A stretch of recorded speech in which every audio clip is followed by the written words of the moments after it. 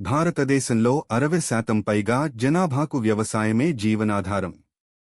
అయితే ఒకసారి అధిక వర్షాలు, మరోసారి కరువులు, వాతావరణ మార్పులు వంటి వాటి కారణంగా రైతులు ఆర్థికంగా చితికిపోతుంటారు. దీన్ని దృష్టిలో పెట్టుకుని ప్రధానమంత్రి నరేంద్ర మోదీ ప్రధానమంత్రి ఫసల్ బీమా యోజన అనే పంట బీమా పథకాన్ని ప్రారంభించారు. ఈ పంట బీమా పథకం ఒక దేశం ఒక పథకం అనే నినాదంతో పనిచేస్తుంది. దీనికి సంబంధించి ముఖ్య అంశాలను తెలుసుకుందాం. 1. పథకం లక్ష్యాలు. ప్రకృతి వైపరీత్యాలు, క్రిమి కీటకాలు లేక వ్యాధుల వల్ల పంట నష్టం కలిగినచో రైతుకు ఆర్థిక సాయం, బీమా కవరేజీ లభిస్తుంది. వ్యవసాయంలో కలిగే నిరంతర ఆటంకాల మూలంగా రైతుకు నిలకడ ఆదాయం ఉండేలా హామీ కల్పించుట. స్థిరమైన ఆదాయానికి భరోసానివ్వడం. నూతన, అభివృద్ధి చెందిన విధానాలలో వ్యవసాయం చేయుటకు ప్రోత్సహించుట. రైతులకు నిరంతర పంట రుణ హామీ, వ్యవసాయ రంగానికి రుణాలు బాగా ఇచ్చేలా చూడటం. 2. ఫసల్ బీమా ముఖ్యాంశాలు. అన్ని రబీ పంటలకు 2%, ఖరీఫ్ పంటలకు 1.5% ఏకరీతి ప్రీమియాన్ని రైతులు చెల్లించాల్సి ఉంటుంది. వార్షిక వాణిజ్య, తోటల విషయంలో రైతులు చెల్లించే ప్రీమియం కేవలం 5% ఉంటుంది. రైతులు చెల్లించే ప్రీమియం చాలా తక్కువగా ఉంటుంది.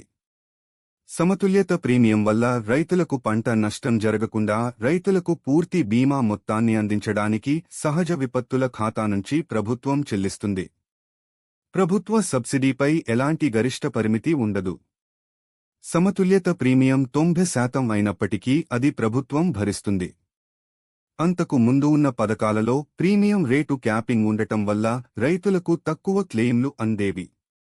ఈ ప్రీమియం క్యాపింగ్ సబ్సిడీ వల్ల ప్రభుత్వ చెల్లింపులు పరిమితంగా ఉండేవి. ఈ క్యాపింగ్ ప్రస్తుతం తొలగించబడిన కారణంగా రైతులు పూర్తి బీమాను పొందుతారు. చాలా వరకు టెక్నాలజీ వాడకాన్ని ప్రోత్సహిస్తారు. స్మార్ట్ ఫోన్లు ఉపయోగించి పంట కోతకు సంబంధించిన సమాచారాన్ని అప్లోడ్ చేయడం వల్ల రైతులకు జరగాల్సిన చెల్లింపుల్లో ఆలస్యం కాదు. రిమోట్ సెన్సింగ్ పంట కోత ప్రయోగాల సంఖ్య తగ్గించేందుకు ఉపయోగపడుతుంది. ప్రధానమంత్రి ఫసల్ బీమా యోజనం ఇంతకు ముందు ఉన్న వ్యవసాయ బీమా పథకాలన్నింటినీ కలుపుతుంది. ఈ బీమాకు అన్ని సేవా పన్నుల్లో మినహాయింపు ఉంటుంది. 3. బీమా పరిధిలో. నోటిఫై ప్రాంతంలో ప్రభుత్వం చెప్పిన పంటలు వేసిన అందరూ రైతులు పంట బీమాకు అర్హులు. ఆహార పంటలు, నూనె గింజలు, వార్షిక వాణిజ్య పంటలు, ఉద్యాన పంటలు ఈ కవరేజీకి అర్హత కలిగి ఉంటాయి. 4. ఏ సందర్భాల్లో కవరేజీ లభిస్తుంది. విత్తు నాటడానికి అంతరాయం లేదా మొక్క నాటడానికి ఇబ్బంది. ప్రతికూల వాతావరణ పరిస్థితులు లేక అనావృష్టి వల్ల పైన చెప్పిన ఆటంకం కలిగితే. పంట సాగు చేసి కోత సమయంలో ఇబ్బంది వస్తే. సాగు చేయబడి కోతకు సిద్ధం కాని లేదా పంట ఫలం చేతికి రాకపోతే. అంటే అతివృష్టి లేదా తుఫాన్ లేదా అగ్ని ప్రమాదం లేదా కరువు లేదా కొండ చర్యలు విరిగిపడటం లేదా క్రిమి కీటకాలు మొదలగు ప్రకృతి సిద్ధమైన వైపరీత్యాల వల్ల పంట నష్టం కలిగితే సమగ్ర కవరేజీ ఉంటుంది. సాగు తర్వాత కలిగే నష్టాలకు.